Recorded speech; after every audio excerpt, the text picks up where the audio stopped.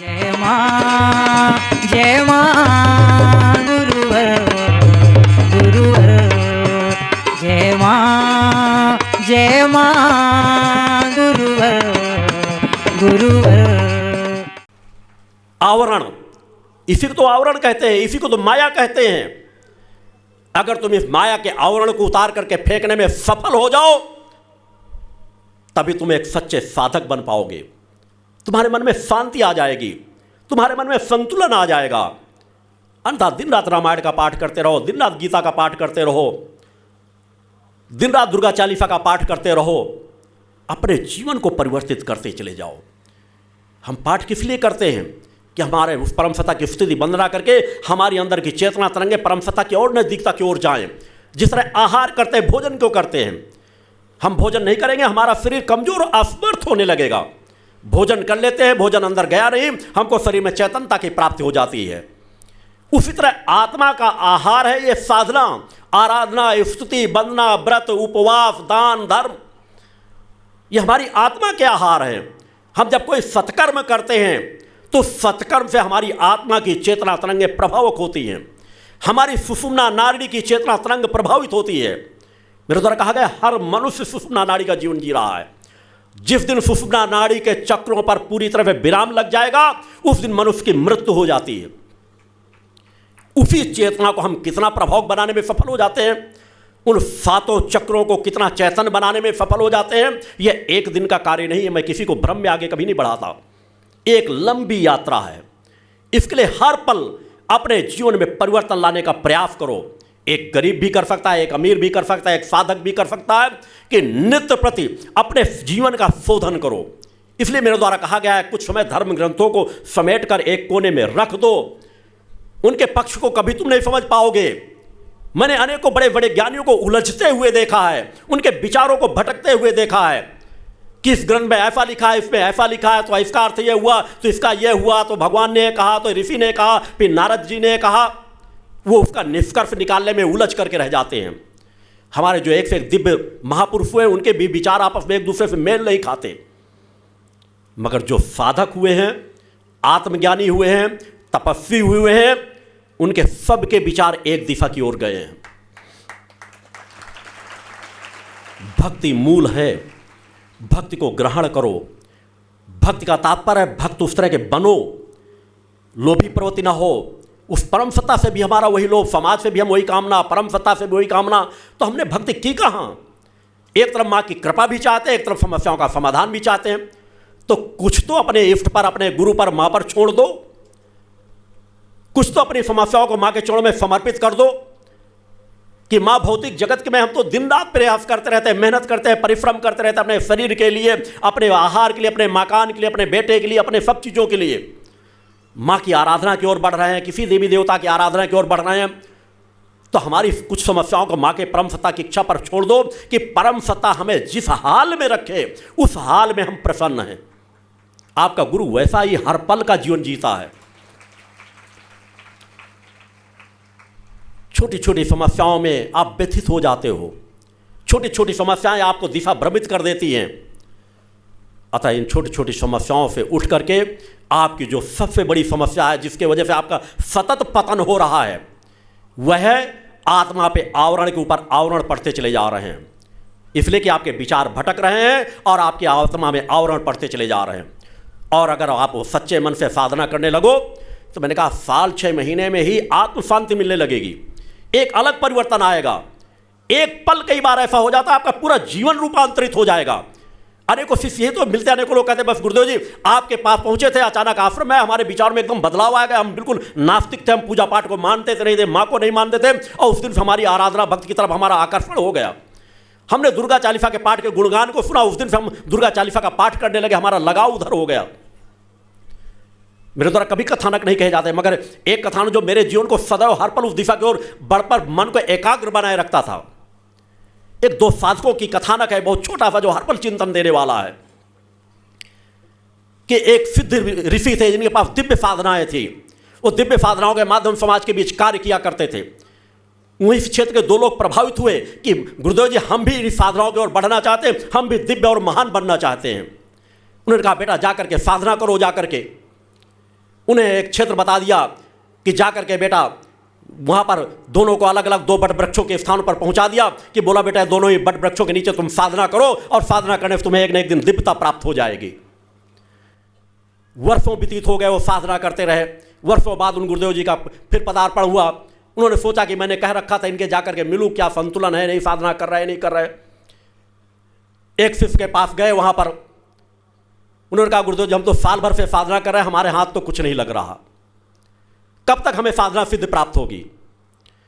गुरुदेव जी ने कहा कि बेटा जिस बट वृक्ष के नीचे तुम साधना कर रहे हो उसमें जितने पत्ते लगे हुए हैं उतने दिन साधना कर लोगे तुम्हें साधना की सिद्धि प्राप्त हो जाएगी। उसने ऊपर की ओर देखा, उन्हें तो अनगिनत पत्ते हैं, हो सकता है मेरा जीवन समाप्त हो जाए, मैं कब तक साधना करता रहूंगा। उसने अपना झोला झंडी सब समेटा, कपड़े भगवे उतारा और कहा मैं अपने घर जा रहा हूं।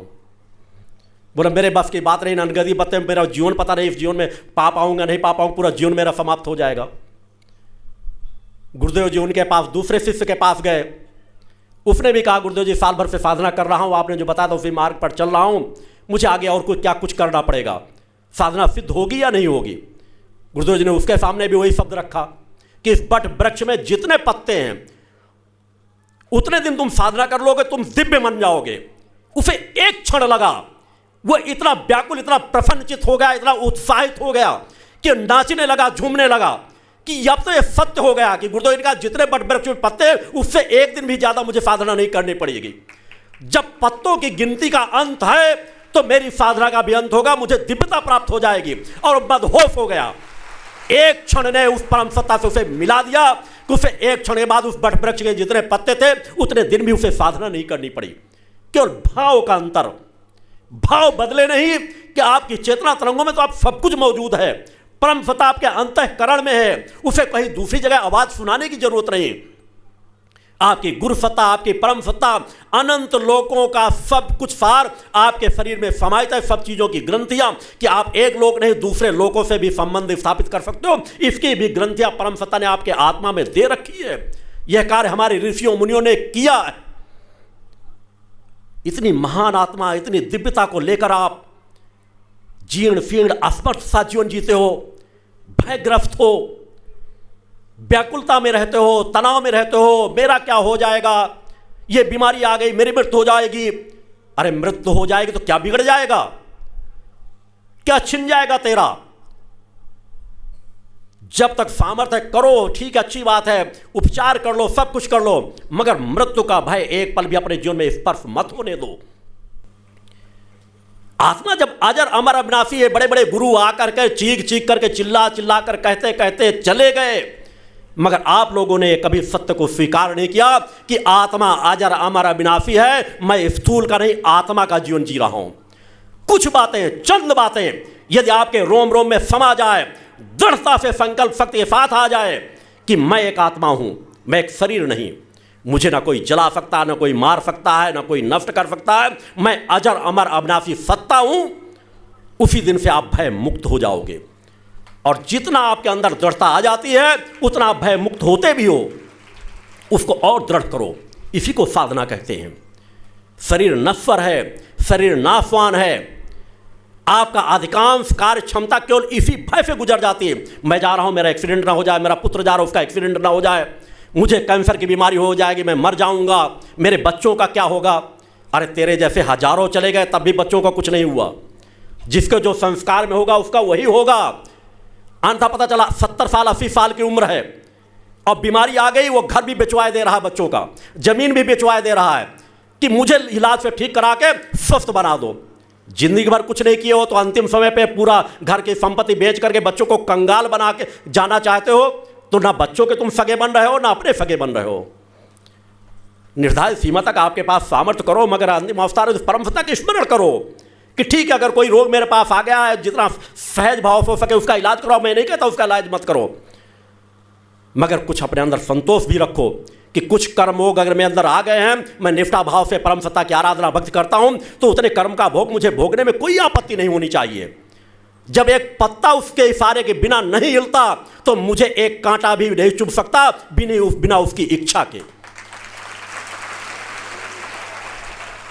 अपने जीवन की बागडोर तो उसको सौंप दो, कि माँ जब जिस क्षण मेरे जीवन को लेना चाहें मैं हर पल तत्पर हूं। मृत्यु का भय त्याग दो। जिस दिन तुम मृत्यु का भय त्याग दोगे तुम्हारी कार्य क्षमता कई गुना ज़्यादा बढ़ जाएगी। तुम शत्रुओं से भयभीत हो, तुम प्रशासन से भयभीत हो, अधर्मी अन्यायियों से भयभीत हो। भय तुम्हारी कार्य क्षमता को रोकता है।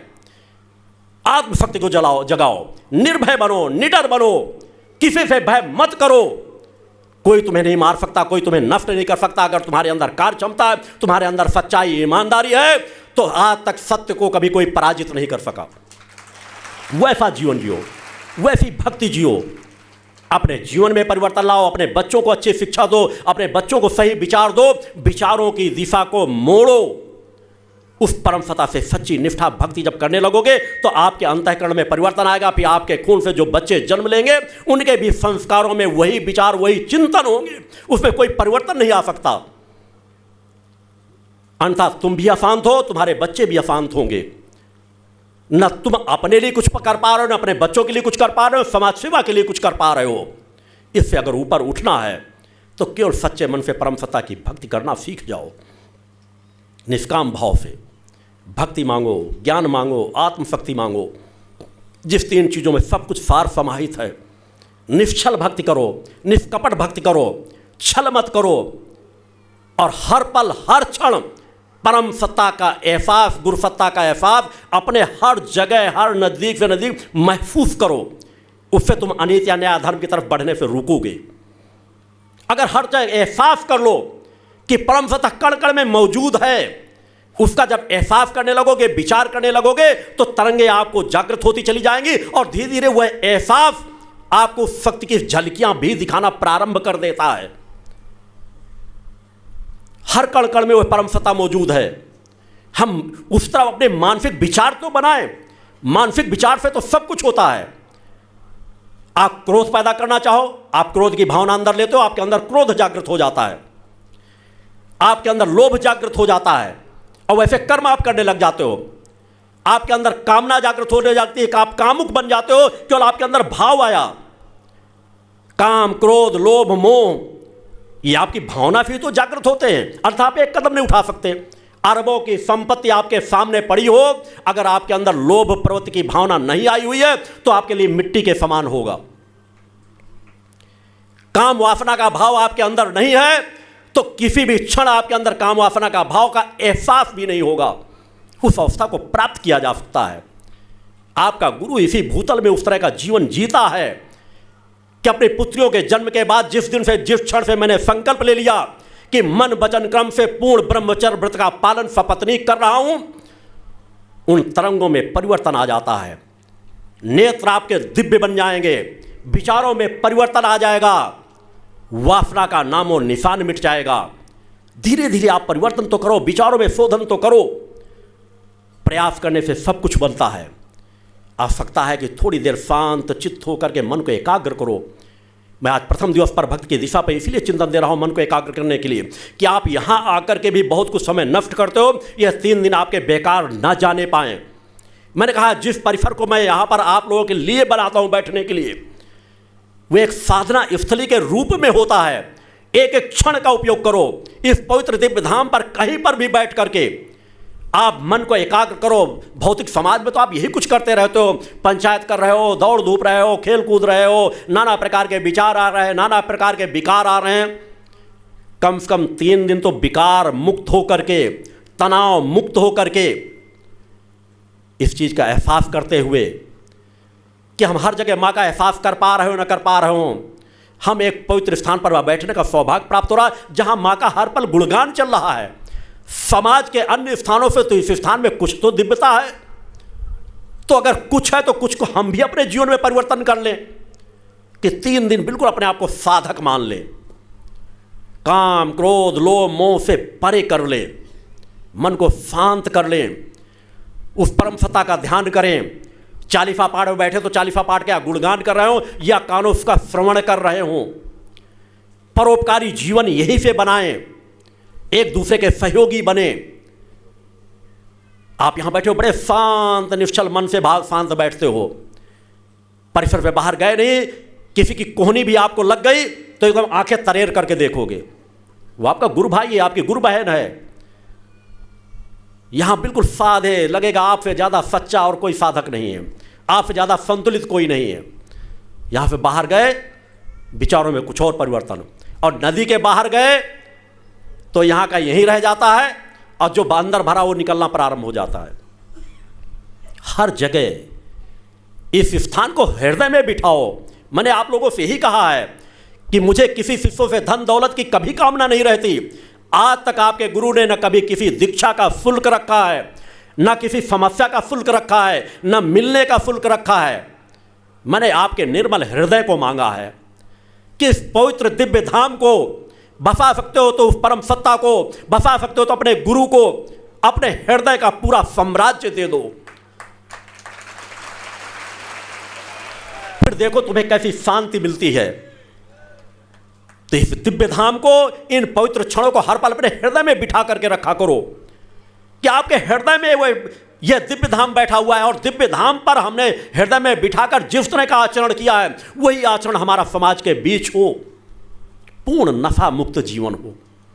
मेरे समाज से सिर्फ आह्वान किया है कि मेरी ऊर्जा का लाभ, यहाँ की ऊर्जा का लाभ केवल वही प्राप्त कर सकेंगे पूर्णता के साथ जो पूर्ण नशा मुक्त जीवन जिएंगे। नशा मनुष्य के पतन का मूल एक रास्ता खोल देता है पतन का। नशे के वजह से आज समाज का सबसे ज़्यादा पतन हो रहा है। एक नशे की आदत से अनेकों प्रकार के विकार पैदा होते हैं। अतः आज प्रथम दिवस ही मैं यहाँ उपस्थित उन लोगों से भी आग्रह करूँगा कि कम से कम इससे ज़्यादा पवित्र स्थान और कुछ नहीं मिल सकता। जिस स्थान के प्रयास से आज लाखों लाखों लोग जो घातक से घातक नशे के शिकार थे वह पूर्ण नशा मुक्त जीवन जी रहे हैं।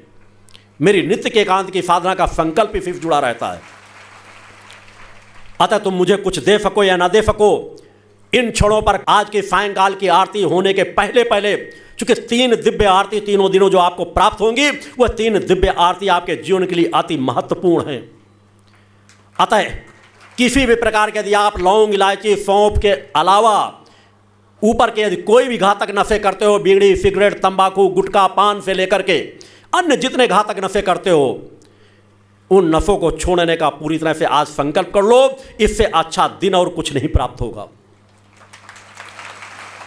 और आपका गुरु आपको वचन देता है कि आपके इन अवगुणों के वजह से जितने अन्य अपराध हुए होंगे उन सभी अपराधों से आपका गुरु आपको मुक्त कर देगा। मेरी एकांत की साधना समाज कल्याण की दिशा में ही चलती रहती हैं। आप जब फ्यूर में भी आते हो, मैं भी चाहूं तो अन्य गुरुओं के समान वो रास्ता तय कर सकता हूं। एक दिन पहले से ही पूरी तरह शांत एकांत अपने कक्ष में ध्यान साधना में रत रहता हूं। अधिकांश जब आप लोग दौड़ धूप कर रहे हो तो नाना प्रकार के चिंतनों में हो सकता है आपके चिंतन में स्थान का ध्यान रहता हो न रहता हो, यहाँ रह करके उस समय भी आपके कल्याण के लिए मेरा ध्यान आपकी तरफ बना रहता है, आपके कल्याण के लिए बना रहता है। अन्यथा मैं भी चाहूँ तो आज वो रास्ता तय कर रहा होता, तो उद्योगपतियों को बुला रहा होता, धनवानों को बुला रहा होता, उनसे मिल रहा होता, वो कार्य कर रहा होता दूसरे। मैं मिलना ही चाहे फ्यूरो में जाता हूँ। आज 25 साल के जीवन की यात्रा तो आप लोग स्वतः देख रहे हो। 17-18 साल से तो समाज के बीच जो फ्यूर लग रहे हैं उस यात्रा को देख रहे हो कि मैं चाहे समाज के बीच कहीं पर भी जाता हूँ तब भी वहाँ किसी से नहीं मिलता हूँ। 2-4 कार्यकर्ता जो संगठन के जिनको मुझे निर्देशन देना रहता है, उसके अलावा मुझसे किसी से मिलने का मैं कभी किसी को समय नहीं देता।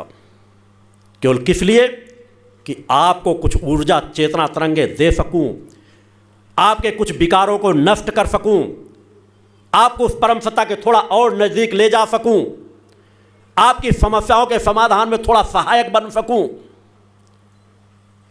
उसके लिए आपको भी थोड़ा प्रयास करने की जरूरत है। सुधार है आप लोगों में, आप लोग बहुत कुछ बदल रहे हो, मगर ये संतोषजनक नहीं है। मैं अपने भक्ति मानव कल्याण संगठन के कार्यकर्ताओं को, अपने शिष्यों को इससे बहुत ऊपर ले जाना चाहता हूं। अन्यथा उथले पर तो आज समाज की अनेकों संस्थाएं वो दिशा दे रही हैं,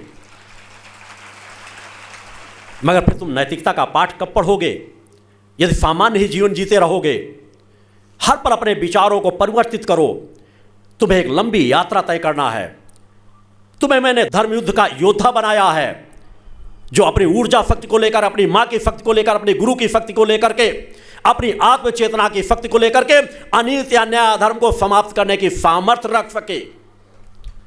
आपको किसी अस्त्र शस्त्र की आवश्यकता के बगैर आप अपनी ऊर्जा शक्ति के माध्यम से समाज को बदलते चले जाओ, और ये समाज बदल उसी से रहा है। लाखों लाखों लोगों में आज जो परिवर्तन आ रहा है, ये आप सब लोगों के, जितना आपके आध्यात्मिक जीवन में परिवर्तन आ रहा है, विचारों में परिवर्तन आ रहा है, उतना समाज में परिवर्तन आता जा रहा है। मगर आप अपनी गुरु की चेतना तरंगों को और प्राप्त कर सको, इसलिए उसी स्वभाव में आपको भी थोड़ा ढलने की जरूरत है। अपने आचार विचार व्यवहार में परिवर्तन लाओ। भक्ति मानव कल्याण संगठन की जो विचारधारा है उसके और अपने आप को जोड़ने का प्रयास करो। आपको इसका नहीं, समस्याएं आपको नहीं व्यथित करती, आप इससे व्यथित होते हो कि पड़ोसी के पास यह है, मेरे पास यह नहीं है, समाज क्या कहेगा।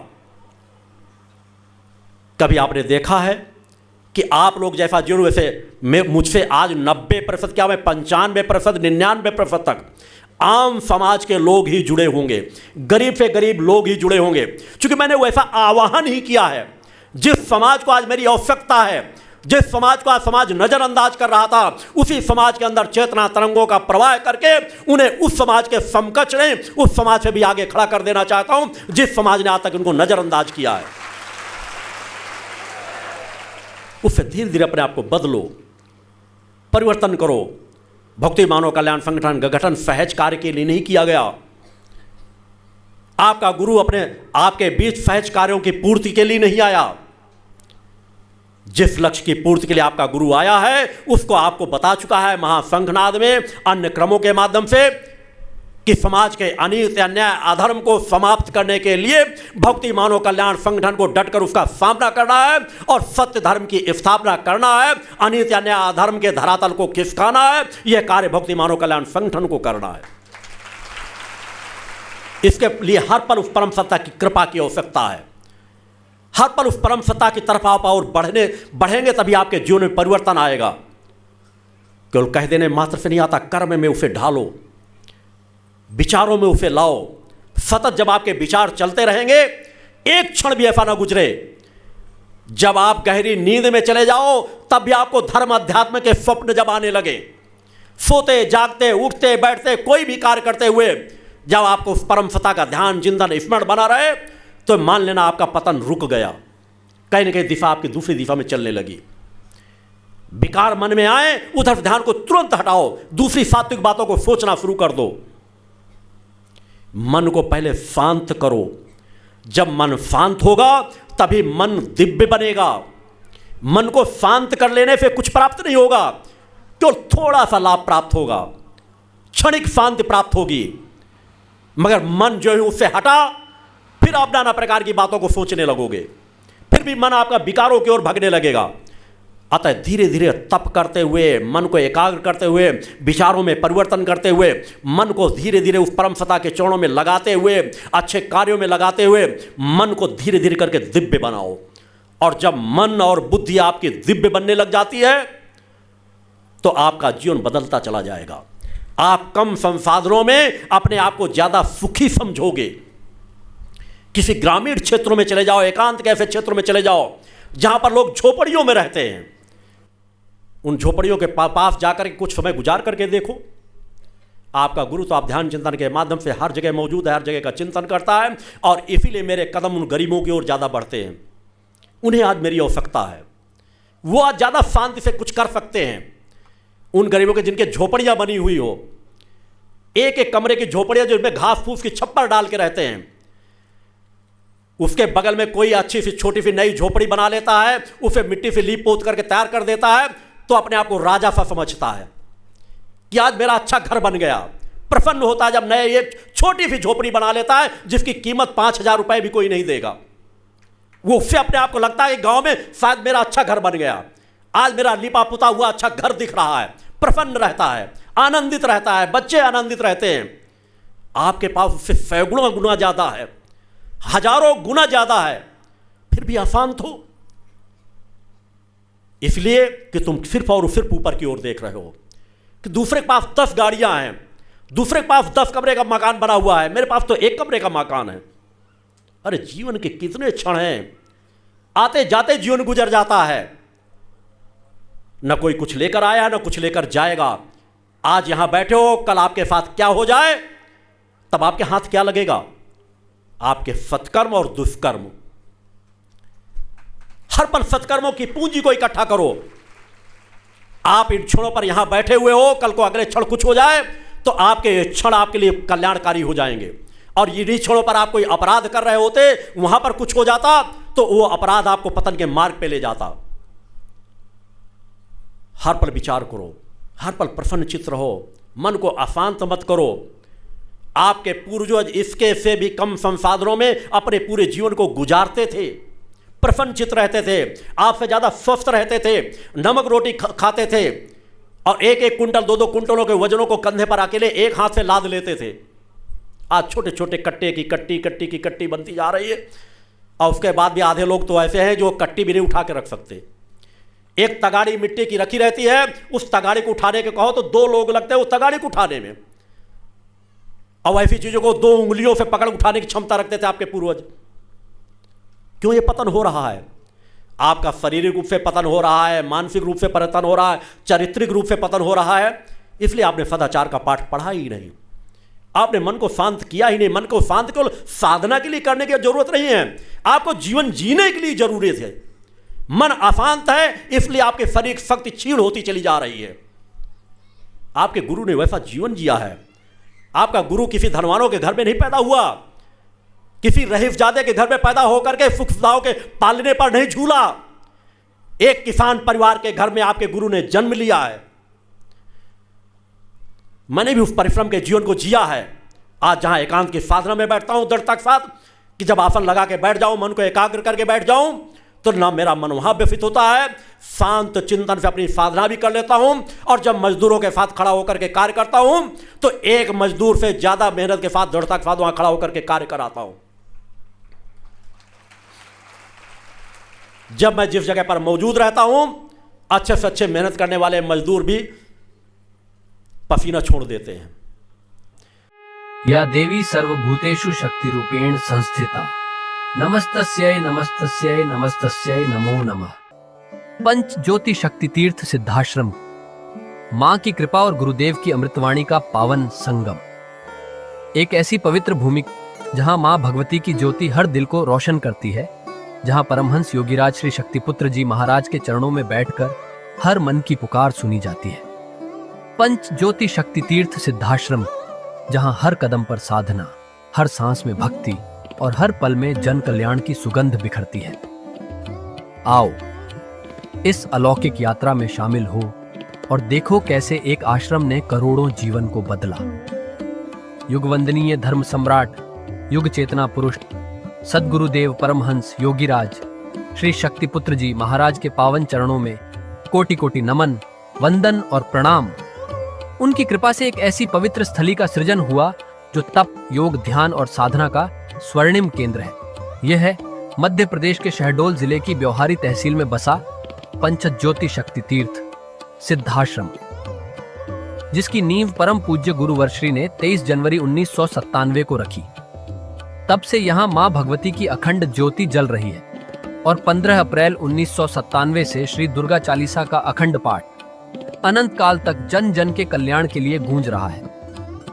हर सुबह और हर शाम जब सूरज की किरणें और चांद की चांदनी सिद्धाश्रम को चूमती हैं, तब परम पूज्य गुरुदेव जी माता भगवती आदिशक्ति जगत जननी दुर्गा जी सहित सभी देवी देवताओं और सहायक शक्तियों की आरती करते हैं। इस पावन बेला में भक्तों के हृदय मां की भक्ति में डूब जाते हैं।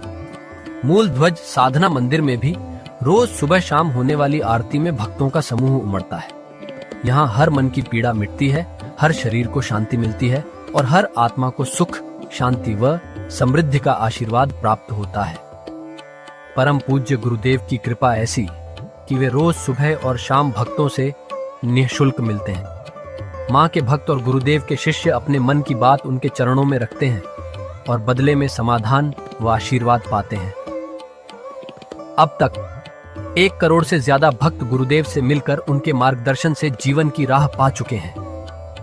गुरुदेव की वाणी ऐसी कि सुनते ही मन में संकल्प जागता है। उनके आशीर्वाद से करोड़ों लोग नशे और मांसाहार से मुक्त होकर चरित्रवान और चेतनावान जीवन जी रहे हैं। हर दिन सैकड़ों लोग नशा छोड़ने की प्रेरणा लेने सिद्धाश्रम धाम पहुंचते हैं। पूज्य गुरुदेव के 20 लाख से अधिक दीक्षा प्राप्त शिष्य आज के अधर्म और अन्याय के दौर में भी मां की ज्योति से अपने घरों को आलोकित करते हैं। वे साधनात्मक जीवन जीते हुए आत्म कल्याण और जन कल्याण के पथ पर चल रहे हैं। क्या यह चमत्कार नहीं? सिद्धाश्रम धाम में पिछले 28 वर्षों से मां अन्नपूर्णा भंडारा चल रहा है, जहां सुबह शाम हजारों भक्तों को स्वादिष्ट और पवित्र भोजन मिलता है। और सुनो, यहाँ ठहरने की व्यवस्था भी पूरी तरह निःशुल्क है। क्या ऐसी जगह कहीं और मिलेगी जहां हर सुविधा मां की कृपा से मुफ्त हो? सिद्धाश्रम धाम की पावन सरिता के तट पर बनी त्रिशक्ति गौशाला देखकर भक्तों का मन आनंद से भर जाता है। हर महीने शुक्ल पक्ष की अष्टमी को गो सेवा समर्पण दिवस मनाया जाता है, जब परम पूज्य गुरुदेव और पूजनीय शक्तिमयी माता जी अपने हाथों से गायों को रोटी खिलाते हैं। यह दृश्य देखकर हर भक्त का हृदय गदगद हो उठता है। गौशाला के पास ही स्वामी श्री राम प्रसाद आश्रम जी महाराज की समाधि मन को शांति देती है, और पास ही दानवीर गुफा स्थल हर किसी को असीम शांति का अनुभव कराता है। हर साल शारदीय नवरात्र में सिद्धाश्रम धाम में शक्ति चेतना जनजागरण शिविर का भव्य आयोजन होता है। लाखों भक्त यहाँ योग, ध्यान और साधना सीखते हैं, गुरुदेव के चेतनात्मक चिंतन को सुनते हैं और मां की अलौकिक आरती का आनंद लेते हैं। मां की कृपा और गुरुदेव का आशीर्वाद पाकर हर भक्त धन्य हो उठता है। 23 जनवरी सिद्धाश्रम स्थापना दिवस एक और पावन अवसर है। इस दिन अखिल भारतीय सिद्धाश्रम दौड़ प्रतियोगिता, योग भारती सामूहिक विवाह और शाम को सुर संध्या व कवि सम्मेलन का आयोजन होता है। क्या मजा है जब भक्ति और संस्कृति का ऐसा संगम देखने को मिलता है। सिद्धाश्रम धाम का जनसंपर्क कार्यालय हर जानकारी का खजाना है। यहाँ से मासिक सिद्धाश्रम पत्रिका और साप्ताहिक संकल्प शक्ति अखबार मिलता है, जिसमें गुरुदेव की ऋषिवाणी और प्रेरक लेख पढ़ने को मिलते हैं। और हाँ, यहाँ माँ के प्रसाद के रूप में शक्ति जल भी निःशुल्क मिलता है। इस शक्ति जल ने करोड़ों लोगों को नशे और बीमारियों से मुक्त कर चेतनात्मक ऊर्जा दी है। क्या यह माँ की कृपा नहीं? जन कल्याण का एक और अनुपम उदाहरण है निःशुल्क वस्त्र सहायता केंद्र, जहां लाखों जरूरतमंदों को कपड़े दिए गए हैं। यह सिलसिला आज भी अनवरत चल रहा है। सिद्धाश्रम धाम में पौधारोपण का भी बड़ा काम होता है।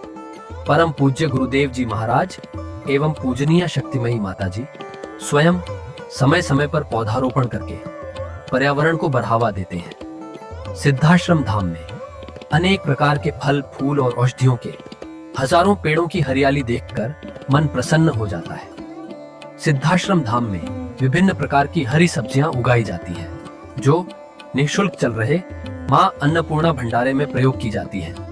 परम पूज्य गुरुदेव जी ने मानवता, धर्म रक्षा और राष्ट्र रक्षा के लिए 3 धाराएं बनाई हैं।